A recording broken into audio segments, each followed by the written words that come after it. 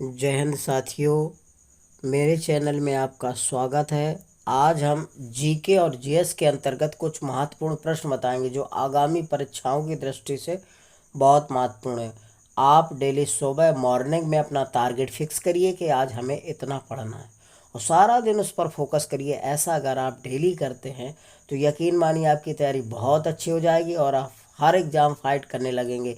इसीलिए हम कहते हैं कर दिखाओ कुछ ऐसा कि सब करना चाहें आप जैसा। अब देखिएगा पहला क्वेश्चन क्या है। भारत में चिश्तिया संप्रदाय का प्रथम सूफी संत कौन था? शेख मुहिद्दीन चिश्ती, हमीमुद्दीन नागौरी, कुतुबुद्दीन बख्तियार काकी, निजामुद्दीन औलिया। इन चारों में से बताइए कौन सही है। तो देखिएगा, भारत में चिश्तिया संप्रदाय का प्रथम सूफी संत था शेख मुहिद्दीन चिश्ती। इसका राइट आंसर हो जाएगा ये शेख मुहिद्दीन चिश्ती। अगला क्वेश्चन है, निम्नलिखित में से कौन कामा गाटा मारू घटना से संबंधित था? बताइए कौन कामा गाटा मारू घटना से संबंधित है? सरदार अजीत सिंह, बाबा गुरदीप सिंह, वीडी सावरकर, सरदार भगत सिंह। चारों में से बताइए कौन संबंधित है। तो देखिए, कामा गाटा मारू घटना से संबंधित है बाबा गुरदीप सिंह। इसका राइट आंसर होगा बी। अब कामा गाटा मारू क्या है? तो ये कनाडा की यात्रा पर निकला एक जलपोत था जिससे प्रथम विश्व युद्ध का, मतलब 1914, प्रथम विश्व युद्ध के दौरान भारत के गुरदीप सिंह ने किराए पर लेकर उस पर 376 यात्रियों को बैठाकर कनाडा के बंदरगाह वैंकूवर की ओर प्रस्थान किया था। तो कहने का मतलब है जो कामा गाटा मारू घटना से संबंधित कौन है? बाबा गुरदीप सिंह। इसका राइट आंसर भी हो जाएगा। और ये ध्यान रखना, प्रथम विश्व युद्ध के दौरान ये क्या है? जलपोत था जिसमें 376 यात्रियों को बैठाकर कनाडा की ओर प्रस्थान किया गया था। ठीक है, तो इसका राइट आंसर भी। अगला क्वेश्चन है, केंद्रीय ग्लास एवं सिरेमिक अनुसंधान संस्थान स्थित है कहाँ? आगरा में, कानपुर में, फिरोजाबाद में, खुर्जा में। तो ध्यान रखिएगा, केंद्रीय ग्लास सिरेमिक अनुसंधान बुलंदशहर के खुर्जा में स्थित है। बुलंदशहर के कहाँ है? खुर्जा में स्थित है। उत्तर प्रदेश में एक बुलंदशहर पड़ता है, तो बुलंदशहर में खुर्जा नामक स्थान है जहाँ पर केंद्रीय ग्लास एवं सिरेमिक अनुसंधान स्थित है। तो इसका राइट आंसर डी हो जाएगा। अगला क्वेश्चन है, निम्नलिखित में से कौन सी फोर पौधा है? धान, सोयाबीन, मक्का, गेहूं। तो देखिए, C4 के अंतर्गत मक्का और गन्ना आता है, ध्यान रखना, मक्का और गन्ना।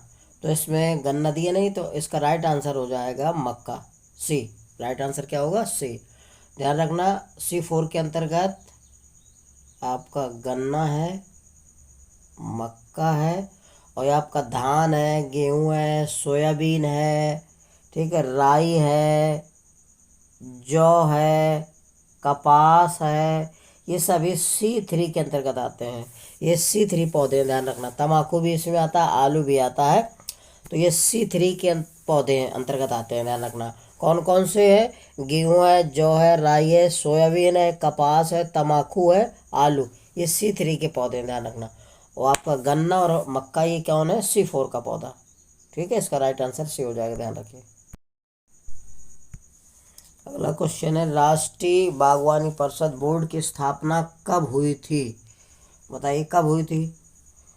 वर्ष 1976 में, वर्ष 1987 में, वर्ष 1984 में, वर्ष 2002 में।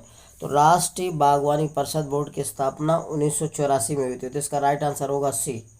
इसका मुख्यालय, ध्यान रखना, गुड़गांव हरियाणा में स्थित है। इसका मुख्यालय कहाँ? गुड़गांव हरियाणा। तो राष्ट्रीय बागवानी परिषद की स्थापना कब हुई थी? 1984 में। इसका राइट आंसर सी होगा। अगला क्वेश्चन है, ट्रिटिकेल निम्न में से किन दो के बीच का संकर क्रॉस है? ट्रिटिकेल निम्न में से किन दो के बीच का संकर क्रॉस, यानी कि हाइब्रिड बीज है, किन के संकरण के बाद ये उत्पन्न हुआ है? तो जौ और राई, गेहूं और जई, गेहूं और जौ। अगला है गेहूं और राई। तो इसका राइट आंसर हो जाएगा डी, गेहूं और राई ट्रिटिकल का संकरण बीज है, ध्यान रखना गेहूं और राई का है, तो इसका राइट आंसर होगा डी। अगला क्वेश्चन है, निम्नलिखित में से कौन सुमेलित नहीं है? सिपकीला हिमाचल प्रदेश में, लिपुलेख उत्तर प्रदेश में, नाथुला सिक्किम में है, जोजिला कश्मीर में। बताइए इनमें से कौन सुमेलित नहीं है? तो देखिएगा, सिपकीला हिमाचल प्रदेश में बिल्कुल सही है।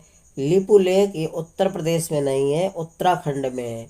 ये जो है भारत चीन सीमा पर उत्तराखंड राज्य में पड़ता है, ध्यान रखना। नाथुला सिक्किम में है और जोजिला कश्मीर में है। ये सभी सही हैं, तो आपका राइट आंसर होगा बी, लिपुलेख जो है उत्तर प्रदेश में नहीं उत्तराखंड में है। ठीक है, ध्यान रखना, इसका राइट आंसर बी हो जाएगा। अगला क्वेश्चन है, भारत की निम्नलिखित मिट्टियों में से कपास की खेती के लिए कौन सी सर्वाधिक उपयुक्त होती है? तो कपास की खेती के लिए सबसे अच्छी होती है काली मिट्टी। तो इसमें दिया नहीं काली मिट्टी, तो रेगुर मिट्टी को काली मिट्टी कहा जाता है, तो इसका राइट आंसर हो जाएगा ए। ध्यान रखना, कपास की खेती के लिए सबसे अच्छी होती है काली मिट्टी। काली मिट्टी को रेगुर मिट्टी भी कहा जाता है, ध्यान रखना, तो इसका राइट आंसर होगा ए। अगला क्वेश्चन है, अंतर्राष्ट्रीय टाइगर दिवस मनाया जाता है। अंतर्राष्ट्रीय टाइगर दिवस कब मनाया जाता है? 14 जुलाई को, 29 जुलाई को, 20 जुलाई को और 25 जुलाई को। तो ध्यान रखना, अंतर्राष्ट्रीय टाइगर दिवस 29 जुलाई को मनाया जाता है। कब मनाया जाता है? 29 जुलाई को। इसका राइट आंसर बी होगा, ध्यान रखना। तो अंतर्राष्ट्रीय इसी को बाघ दिवस बोलते हैं। अंतर्राष्ट्रीय बाघ दिवस कब मनाया जाता है? 29 जुलाई को, ध्यान रखना। अंतर्राष्ट्रीय टाइगर दिवस 29 जुलाई को मनाया जाता है। अगला क्वेश्चन है, भारत का राष्ट्रीय जैविक उद्यान स्थित है कहाँ? भारत का राष्ट्रीय जैविक उद्यान कहाँ पर स्थित है? मुंबई में, लखनऊ में, नई दिल्ली में, बेंगलोर में। तो भारत का राष्ट्रीय जैविक उद्यान कहाँ स्थित है? नई दिल्ली में, ध्यान रखना है। भारत का राष्ट्रीय जैविक उद्यान नई दिल्ली में स्थित है। इसका राइट आंसर सी हो जाएगा। अगला क्वेश्चन है, राष्ट्रीय जनसंख्या नीति 2000 का लक्ष्य है जनसंख्या को स्थिर स्थिति में ला देना। मतलब जो राष्ट्रीय जनसंख्या नीति 2000 में बनी है, उसका लक्ष्य क्या है कि जनसंख्या को स्थिर स्थिति में लाना है। तो लक्ष्य रखा गया है जनसंख्या को स्थिर लाने का, तो 2045 तक है, 2040 तक है, 2050 तक है, 2035 तक है। तो राष्ट्रीय जनसंख्या नीति जो 2000 बनी है, उसका लक्ष्य है 2045 तक जनसंख्या को स्थिर करना। तो ये है इसका राइट आंसर हो जाएगा 2045, यानी कि 2045 राइट आंसर ए हो जाएगा इसका। अगला क्वेश्चन है, निम्न में से कौन सा युग्म सुमेलित नहीं है? कानपुर में चकेरी हवाई अड्डा है, सही है। लखनऊ में आमौसी हवाई अड्डा, ये भी सही है। वाराणसी में बाबतपुर हवाई अड्डा, ये भी सही है। आगरा में फुर्सतगंज हवाई अड्डा नहीं है। आगरा में फुर्सतगंज हवाई अड्डा नहीं है। आगरा में जो है खेरिया हवाई अड्डा है। कौन सा? खेरिया हवाई अड्डा है, ध्यान रखना, ठीक है।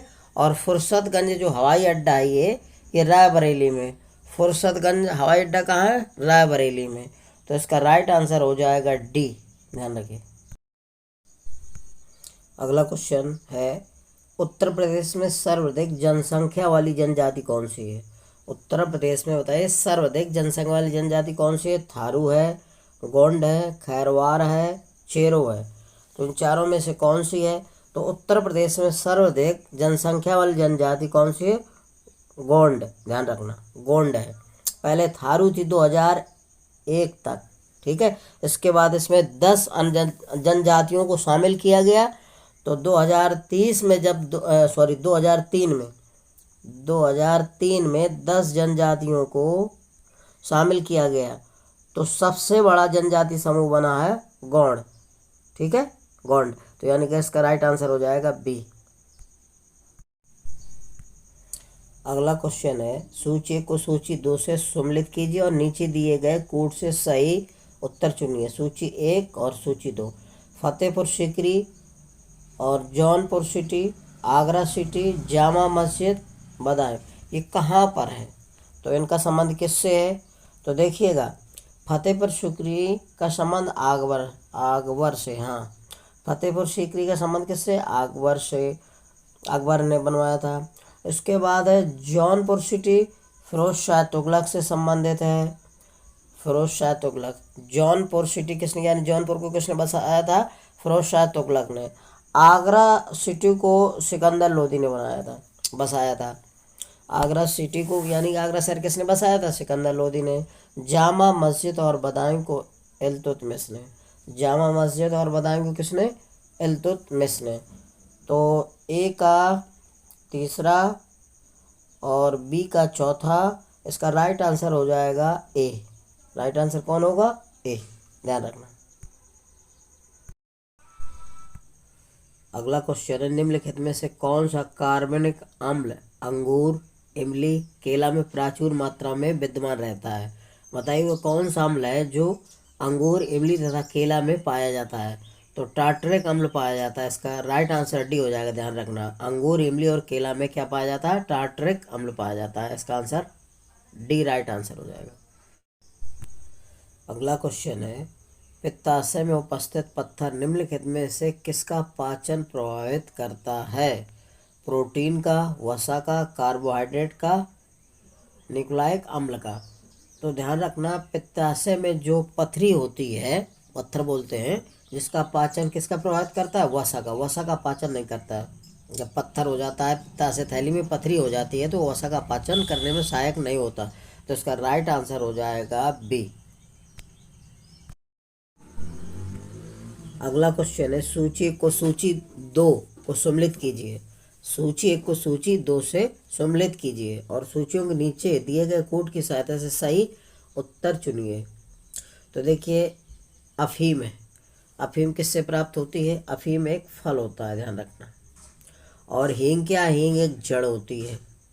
रबर क्या होता है? एक ताना होता है। कोनैन क्या है? एक छाल होती है। कोनैन जो है सिनकोना के पौधे की छाल से प्राप्त होता है। ये मलेरिया की बहुत अच्छी दवा है, ध्यान रखना। तो अफीम क्या है? एक फल से संबंधित है। हींग क्या है? जड़ से। रबर क्या है? तना। कोनैन क्या है? छाल है। तो इसका राइट आंसर कौन सा हो जाएगा? राइट आंसर होगा इसका बी। राइट आंसर कौन होगा? बी, ध्यान रखिएगा। अगला क्वेश्चन है, लोकसभा का अधिवेशन गठित करने हेतु गणपूर्ति कोरम कितनी है? लोकसभा का जब अधिवेशन होता है तो गठित करने के लिए उसका कोरम कितना होता है? सदन के सदस्यों की कुल संख्या का 6वां भाग, सदन के सदस्यों की कुल संख्या का 10वां भाग, सदन के सदस्यों की कुल संख्या का 4था भाग, सदन के सदस्यों की कुल संख्या का 3रा भाग। तो इसका राइट आंसर हो जाएगा बी। सदन के सदस्यों की कुल संख्या का 10वां भाग होता है, ध्यान रखना है। लोकसभा का अधिवेशन गठित करने हेतु इसका कोरम कितना होता है? कुल सदस्य जितने हैं उनका 10वां भाग होता है, ध्यान रखना। तो इसका राइट आंसर बी हो जाएगा। अगला क्वेश्चन है, निम्नलिखित में से ये लिखा था, भारत की मुक्ति महात्मा गांधी के नेतृत्व में नहीं होगी। किसने ये कहा है कि भारत की मुक्ति महात्मा गांधी के नेतृत्व में नहीं होगी? एम ए जिन्ना ने, क्लीमेंट रिचर्ड एटली ने, विंस्टन चर्चिल ने, सुभाष चंद्र बोस ने? तो इसका राइट आंसर होगा सुभाष चंद्र बोस ने कहा है कि भारत की मुक्ति महात्मा गांधी के नेतृत्व में नहीं होगी। सुभाष चंद्र की एक पुस्तक थी, the Indian struggle the Indian struggle में सुभाष चंद्र बोस ने कहा था कि भारत की मुक्ति महात्मा गांधी के नेतृत्व में नहीं होगी। तो इसका राइट आंसर डी होगा, ध्यान रखिए। अगला क्वेश्चन है, निम्नलिखित में से कौन एक जवाहरलाल नेहरू का जीवनी कारक है? बताइए कि एक जवाहरलाल नेहरू का जीवनी कारक है। Frank Moraes, Dom Moraes, Louis Fischer, Webb Miller? तो इसका राइट आंसर हो जाएगा ए, फ्रैंक मोरेस। जवाहरलाल नेहरू का जीवनी कारक कौन था? फ्रैंक मोरेस। इसका राइट आंसर ए हो जाएगा। अगला क्वेश्चन है, निम्न में से कौन सुमेलित नहीं है? लॉर्ड कॉर्नवालिस स्थायी बंदोबस्त से, लॉर्ड वेलेजली सहायक संधि प्रणाली से, सर जॉन शोर अंगल नेपाल युद्ध से, और लॉर्ड हेस्टिंग तृतीय अंगाल मराठा युद्ध से। बताइए इनमें से कौन सुमेलित नहीं है? तो लॉर्ड कॉर्नवालिस स्थायी बंदोबस्त, ये सही है बिल्कुल। लॉर्ड वेलेजली सहायक संधि प्रणाली से संबंधित है, ये ध्यान रखना। सहायक संधि प्रणाली किसकी है? लॉर्ड वेलेजली की। और स्थायी बंदोबस्त किसका है? लॉर्ड कॉर्नवालिस का। और ये लॉर्ड हेस्टिंग के समय तृतीय अंगाल मराठा युद्ध हुआ था, ध्यान रखिए। लेकिन ये जो अंगाल नेपाल युद्ध हुआ है सर जॉन, ये राइट आंसर होगा इसका। ये इसके समय में नहीं हुआ, ये हुआ था किसके? लॉर्ड हेस्टिंग के समय में हुआ था, ध्यान रखना ये। तो ये इसका राइट आंसर होगा सी, ये सुमेलित नहीं। अगला क्वेश्चन है, बुद्ध के जीवन की किस घटना को महाविनिष्क्रमण के रूप में जाना जाता है? उनका महापरिनिर्वाण, उनका जन्म, उनका गृह त्याग, उनका प्रबोधन। तो गौतम बुद्ध का जन्म तो लुम्नी में हुआ था। कब हुआ था? 463 ईस्वी पूर्व हुआ था। और इन्होंने अपना घर कब त्याग किया था? 29 वर्ष की अवस्था में 483 ईस्वी में इन्होंने अपना घर त्याग किया था। तो उनका गृह त्याग की घटना क्या कहलाती है? महाविनिष्क्रमण के रूप से जाना जाता है इन्हें। तो घटना का गृह त्याग करना क्या कहलाता है? महाविनिष्क्रमण के रूप में जाना जाता है। तो इसका राइट आंसर होगा सी, ध्यान रखिएगा, ठीक है। अगला क्वेश्चन है, सूची 1 को सूची 2 को सम्मिलित कीजिए। सूची 1 को सूची 2 से सम्मिलित कीजिए और सूचियों के नीचे दिए गए कोड की सहायता से सही उत्तर चुनिए। तो देखिए, अफीम है। अफीम किससे प्राप्त होती है? अफीम एक फल होता है, ध्यान रखना। और हींग क्या? हींग एक जड़ होती है। रबर क्या होता है? एक तना होता है। कोनैन क्या है? एक छाल होती है। कोनैन जो है सिनकोना के पौधे की छाल से प्राप्त होता है। ये मलेरिया की बहुत अच्छी दवा है, ध्यान रखना। तो अफीम क्या है? एक फल से संबंधित है। हींग क्या है? जड़ से। रबर क्या है? तना। कोनैन क्या है? छाल है। तो इसका राइट आंसर कौन सा हो जाएगा? राइट आंसर होगा इसका बी। राइट आंसर कौन होगा? बी, ध्यान रखिएगा। अगला क्वेश्चन है, लोकसभा का अधिवेशन गठित करने हेतु गणपूर्ति कोरम कितनी है? लोकसभा का जब अधिवेशन होता है तो गठित करने के लिए उसका कोरम कितना होता है? सदन के सदस्यों की कुल संख्या का 6वां भाग, सदन के सदस्यों की कुल संख्या का 10वां भाग, सदन के सदस्यों की कुल संख्या का 4था भाग, सदन के सदस्यों की कुल संख्या का 3रा भाग। तो इसका राइट आंसर हो जाएगा बी, सदन के सदस्यों की कुल संख्या का 10वां भाग होता है, ध्यान रखना है। लोकसभा का अधिवेशन गठित करने हेतु इसका कोरम कितना होता है? कुल सदस्य जितने हैं उनका 10वां भाग होता है, ध्यान रखना। तो इसका राइट आंसर बी हो जाएगा। अगला क्वेश्चन है, भारतीय संविधान में राज्यों की संघ की संकल्पना को प्राप्त किया गया है। भारतीय संविधान में राज्यों की संघ की संकल्पना को कहाँ से लिया गया है? अमेरिका के संविधान से, ऑस्ट्रेलिया के संविधान से, ब्रिटिश नॉर्थ अमेरिका अधिनियम से, स्विट्जरलैंड के संविधान से। तो इसका राइट आंसर हो जाएगा सी, ब्रिटिश नॉर्थ अमेरिका अधिनियम से लिया गया है राज्यों की संघ की संकल्पना, ध्यान रखना। Right answer C. अगला क्वेश्चन है, निम्नलिखित में से कौन अंतर्राज्यीय परिषद का गठन करने के लिए अधिकृत है? कहने का मतलब कौन अंतर्राज्यीय परिषद का गठन कर सकता है, गठित कर सकता है या स्थापना कर सकता है, ठीक है। संसद, राष्ट्रपति, लोकसभा के अध्यक्ष, प्रधानमंत्री। तो ध्यान रखना, राष्ट्रपति एक अंतर्राज्यीय परिषद की स्थापना कर सकता है। केवल राष्ट्रपति ही एक ऐसा है जो अंतर्राज्यीय परिषद की स्थापना या गठन कर सकता है। तो इसका राइट आंसर हो जाएगा बी।